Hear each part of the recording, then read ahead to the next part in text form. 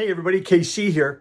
So next week I'm going to be out at Groceryshop in Las Vegas. So today I thought what we do is a little bit of a preview of some of the themes that I think are going to emerge out of Groceryshop. And to do that, I asked Shawn Tuckett, who's the CEO of Webstop, to join me to talk about it a little bit. Now, just in case you don't know, Webstop has pretty much powered Morning Newsbeat for most of its 23-year existence, for which I'm really appreciative. I hope you're really appreciative of that. So I thought Sean would be a great guy to talk to about this. Webstop's been in business a long, long time. They've seen a lot of stuff. They know where a lot of the bodies are buried, and they do some terrific work. So anyway, today, Shawn Tuckett from Webstop talking to Morning Newsbeat about Groceryshop. And by the way, make sure that if are going to be at Groceryshop and you haven't RSVP'd yet to the party that we're going to be doing on Tuesday evening, please do so. We want to make sure we have enough margaritas, so make sure you RSVP. Anyway, here it is, my conversation about Groceryshop with Shawn Tuckett. Well, Shawn Tuckett, welcome to Morning Newsbeat. I appreciate you doing this. I shouldn't say welcome to Morning Newsbeat because Webstop powers Morning Newsbeat. If it weren't for you guys, my site would not be up every day. So welcome and thank you. Hey, it's great to be here. And they go together like burgers and fries or something, it's great. Doing this together for a long time. And I really appreciate it. Right. So we're going to be together next week at Groceryshop, and I just thought it made sense, in part because this would give us another opportunity to invite people to the party that we're doing That's together right.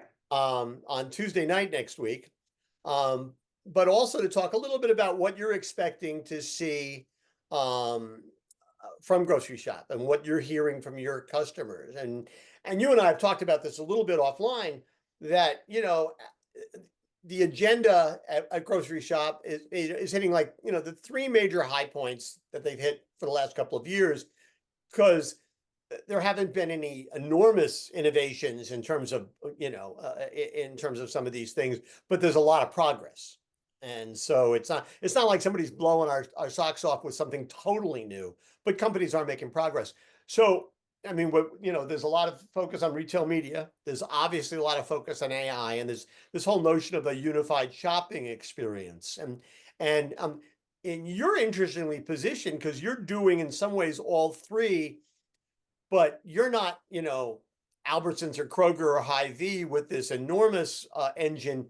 You're actually kind of bringing people together, a lot of independents and regionals together, to kind of create a puzzle that is a lot more nuanced with a lot more individual pieces.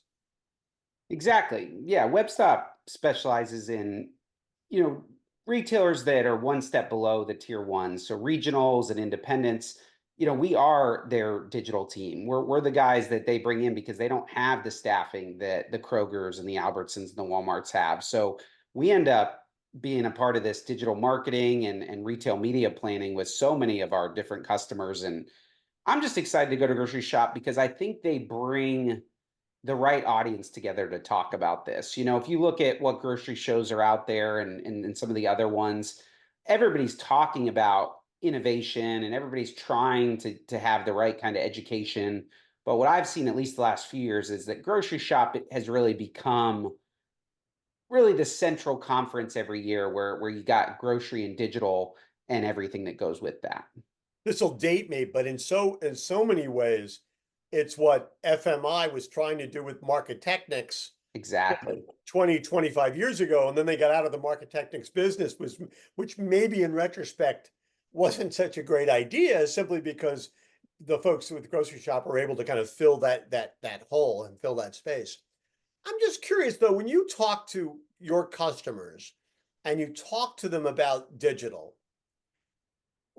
I mean, obviously everybody's got to be, there can't be a lot of um, people who are agnostic about it anymore, right? Do you ever run into a retailer anymore who says, no, no, no, no, people are coming to the store, they're never going to shop online? I can't imagine you run into any retailers like that anymore.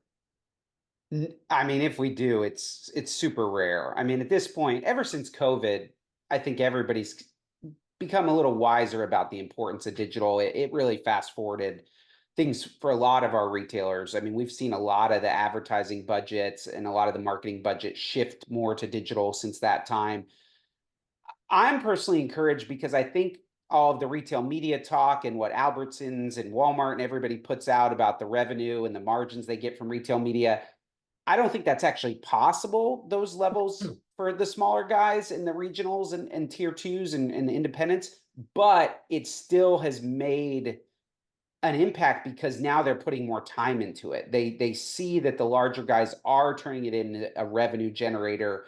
And so it's caused them to go, oh, we need to do this too. We need to make digital more of a priority because we see that that's the way the industry's going. Well, if suppliers are taking X percentage of their ad budgets and they're taking it away from traditional TV, they're obviously taking it away from newspapers and print, and they're going to apply a lot of it to retail media. I mean, it would be foolish for again, an independent or a regional to try to not figure out ways to get a piece of that. Yes, they're never going to get a piece of it to the extent that, Walmart, Albertsons, Kroger, whoever is going to get it, but they're not getting the same percentage of promotion money from those big companies either. Absolutely. And I mean, when you strip away all the new terms and all, retail media, omnichannel shopping, unified commerce, we're talking about brand dollars flowing into the retailers to help them sustain their businesses. And it's that age-old relationship between the big CPGs and the retailers. And what is that balance between how I run my business as a retailer? Do I make it completely shopper centric? How do I get the brands involved to help me, in terms of merchandising these things? And retail media is the new spin on it all, but it's still figuring that out. It's still figuring out, how do I take promotional dollars and use that to get shoppers incentivized to try new products and come to my stores. And while I think there's a lot of more elegant ways that is being done at the larger retailers, or at least talk of it being elegant, I still think we're talking about the same equation that retailers have been trying to figure out for years. And so, we're excited to be helping retailers with that as they do it on new platforms and through new channels with all the digital marketing, efforts that we support them with. So basically, it's just slotting with a new name. That's That's what what I mean, I don't I want to think dumb it that's down, but really I do legitimate. I think think that's really legitimate. I'm with you on that one. I just think, sometimes we talk, there's all the talk of the Google, changes with cookies and privacy and targeting shoppers with all their shopper data. And that's all, I think that's happening. I think to different levels of uh, complexity. I think a lot of people are maybe making it seem more complex than it is, like in terms of what they're actually doing. I think a lot of the big retailers are still actually pretty simplified in what they're delivering, but they add a lot of bells and whistles to make it seem like they're doing more. But at least what we're helping retailers with is we're saying, look, you've got shoppers coming to your digital channels.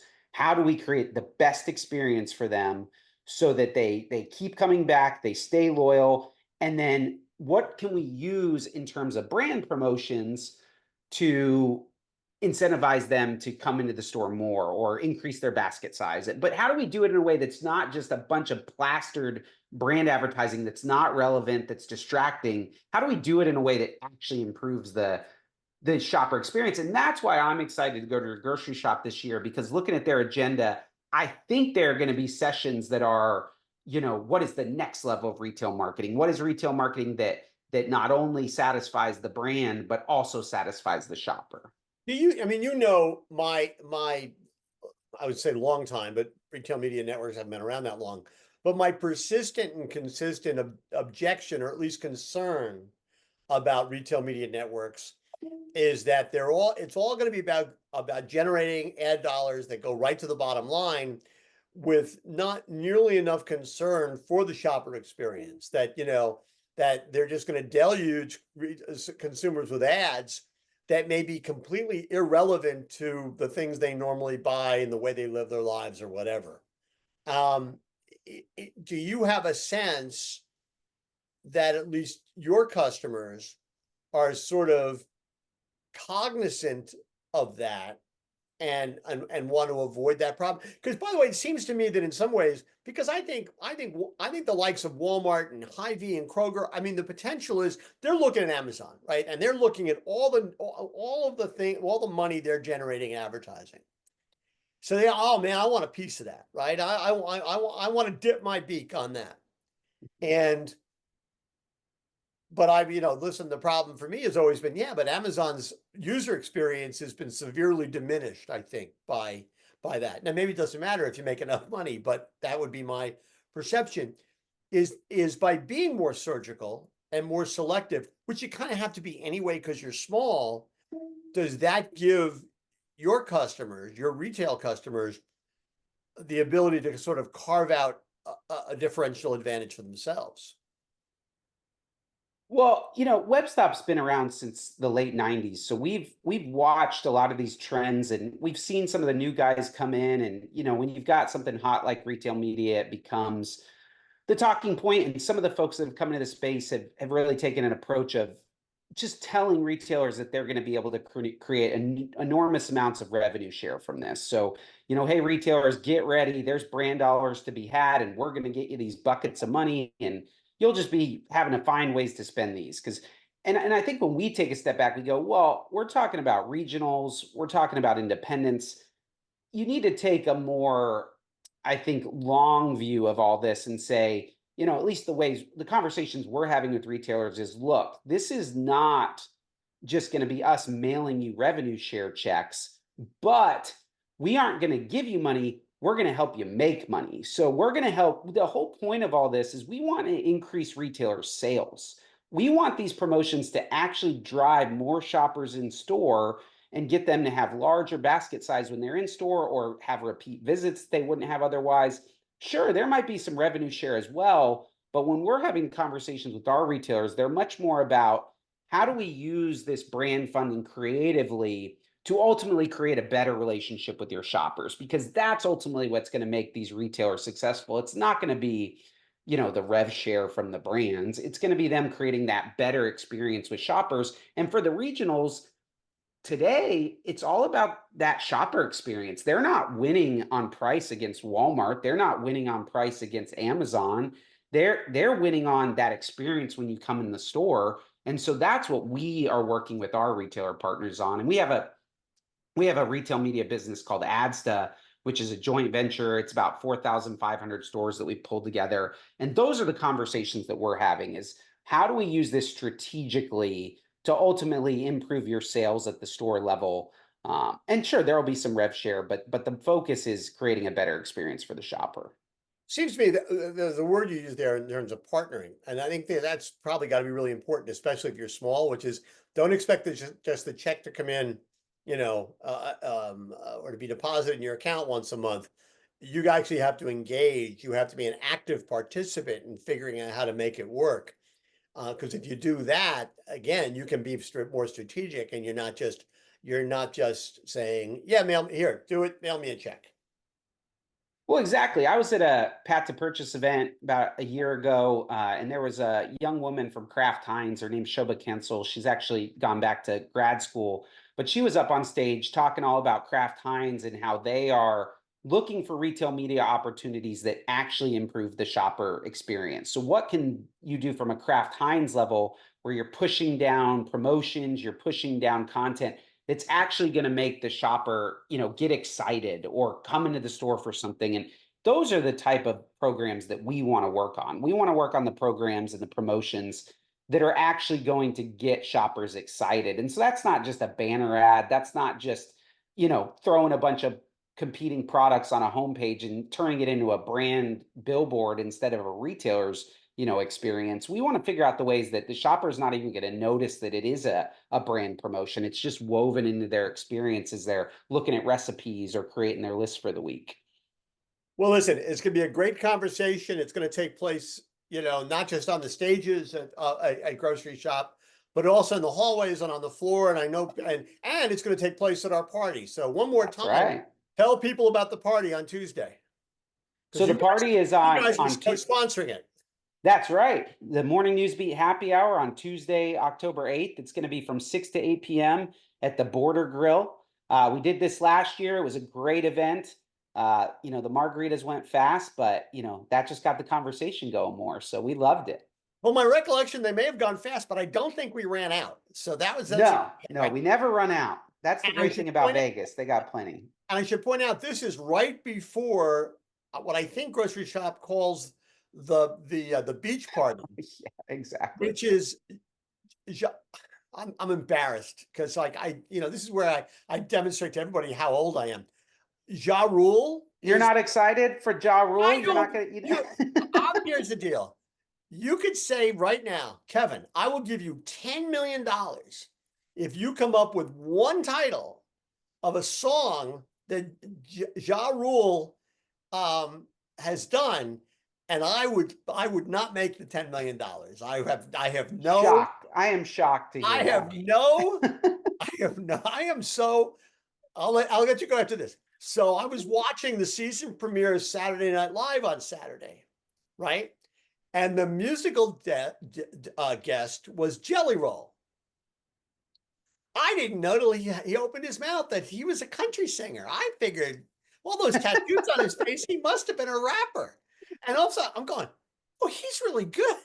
But this is not my, I know a little bit about a lot of stuff, but this is like an enormous hole in so I'm gonna have to go watch Ja Rule just to That's right. so I learned something. Hey, No, it's listen, gonna be Shawn, good. as always, thank you for your time. Thanks you for your support over the years. Thank you for co-sponsoring the party at Grocery Shop, and I'll see you in Vegas.